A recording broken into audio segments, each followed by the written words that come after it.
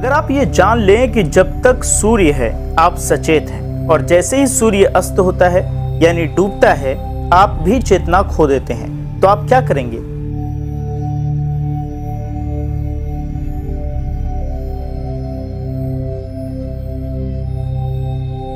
आज मैं आपको पाकिस्तान के दो भाइयों की कहानी बताऊंगा जो सुबह सूरज उगते ही होश में आ जाते हैं और शाम को सूरज डूबते ही होश खो बैठते हैं। 13 साल के शुएब अहमद और उनके 9 साल के भाई अब्दुल रशीद गांव के मैदान में फुटबॉल खेल रहे थे। तभी उन्होंने सूरज को पश्चिम में डूबते देखा। ज्यादा समय नहीं बचा है, तभी शुएब और उसका छोटा भाई राशिद घर की ओर भागे। जैसे ही कोई घर वापस भागता है, सूरज डूब जाता है।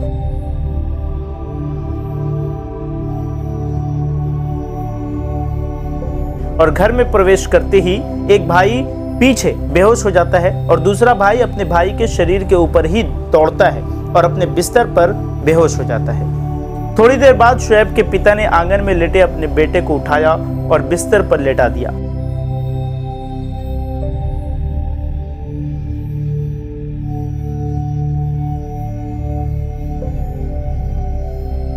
फिर सुबह जब सूरज पूर्वी आकाश में उगता है तो शुएब और राशिद दोनों उड़ जाते हैं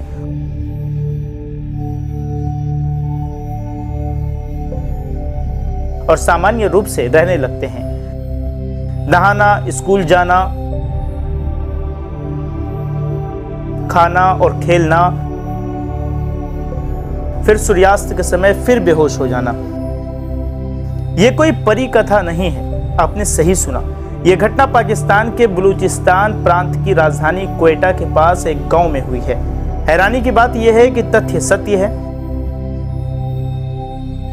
शुएब और राशिद जन्म से ही सौर ऊर्जा से जुड़े हुए हैं और जब सौर ऊर्जा नहीं होती तो उन्हें इसकी कोई जानकारी नहीं होती।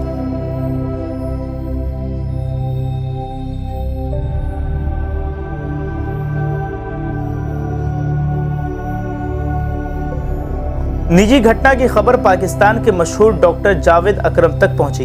घटना की जांच के लिए डॉक्टर जावेद अकरम के नेतृत्व में एक मेडिकल टीम शुएब के गांव पहुंची।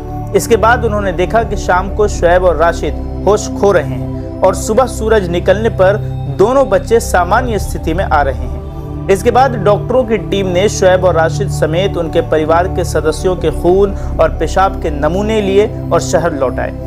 फिर डॉक्टर जावेद अकरम के नेतृत्व में इस समस्या के समाधान की खोज शुरू हुई और लंबे शोध के बाद डॉक्टर एक निष्कर्ष पर पहुंचे।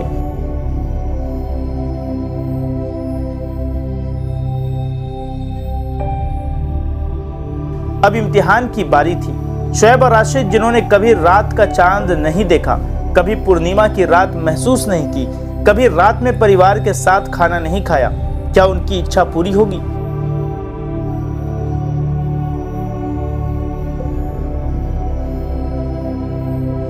सूरज डूबने ही वाला होता है कि डॉक्टर अकरम शुएब के गांव पहुंच जाते हैं और जब शुएब और राशिद का शरीर सुस्त होने लगता है तो वो उन दोनों को एक गोली खिला देते हैं। फिर वे दोनों हमेशा की तरह बेहोश हो गए।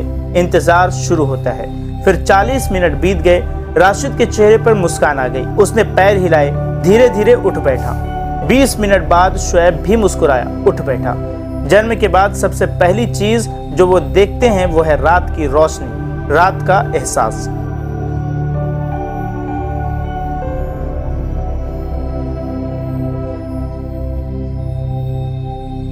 हमारे शरीर को क्रियाशील बनाए रखने के लिए मस्तिष्क लगातार शरीर में विभिन्न रसायनों का उत्पादन करता रहता है।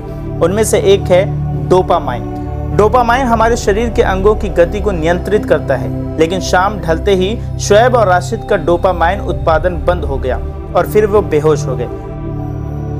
डॉक्टर अकरम ने उन दोनों को डोपामाइन की एक गोली खिलाई, जिससे कुछ ही समय में उनके शरीर में डोपामाइन गर्म होने लगा और उनके अंगों में ताकत वापस आ गई। डॉक्टर अकरम ने निस्संदेह दुनिया की सबसे दुर्लभ बीमारियों में से एक का इलाज ढूंढ लिया, जिससे दुनिया का केवल एक परिवार प्रभावित था।